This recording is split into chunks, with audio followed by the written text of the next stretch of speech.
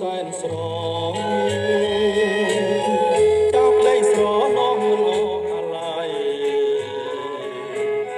បងខំស្រឡាញ់ស្ទើរខ្សែព្រោះពេលស្រមៃថាថ្លៃជាគូ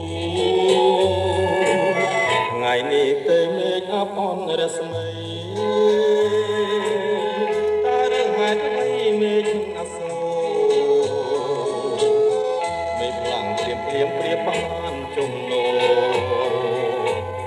គ្រូអើយពេញពោដោយក្តីខ្សោយផ្សាស្ងមងកក្រុមគ្រាកំសត់មានតែមួយគត់នៅក្នុងលោកា